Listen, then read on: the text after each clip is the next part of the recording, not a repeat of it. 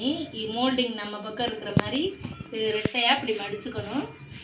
இதை இப்போ 4ஆக அப்படி மடிக்க போகிறோம். வச்சாச்சு. இது சரியாக தலைப்பு சரியாக வச்சு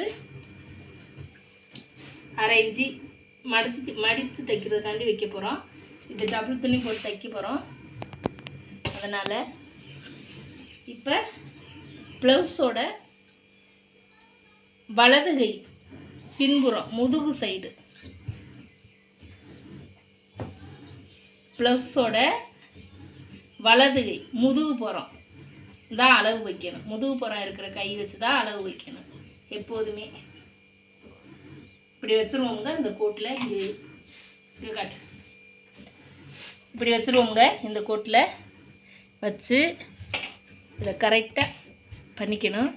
பண்ணிக்கிட்டு ப்ளவுஸோட கரெக்டான அளவு இது. தையலுக்காண்டி இவ்வளோ துணி விடுறோம்.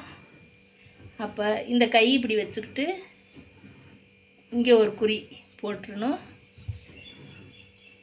இந்த விரல் இங்கே வச்சுக்கிட்டு இங்கே ஒரு குறி போட்டுறணும். இங்கே தையல் வரும். இப்போ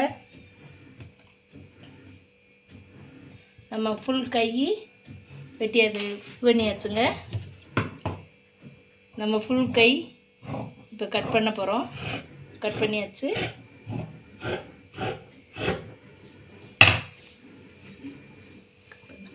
பாருங்கள், இந்த துணி அளவு வச்சு இந்த நெட்டு துணியை வெட்ட போகிறோம்.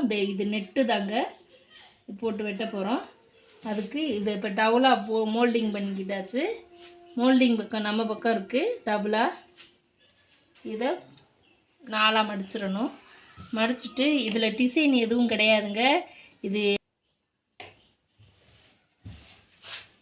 இது டிசைன் இல்லாமல் இருக்குது. இதில் அரைஞ்சி சேர்த்துக்கலாம் அந்த மடித்து தைக்கிறதுக்கு.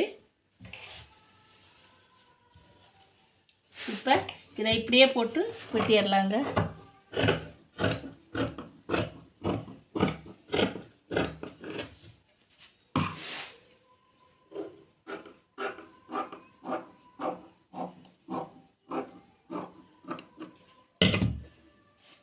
இந்த நெட்டு யூஸ் ஆகுங்க. பிசுருக்கு இப்படி வச்சு மடிப்பாக தைக்கலாங்க.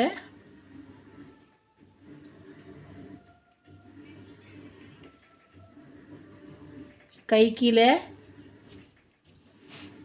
தைக்கலாம்.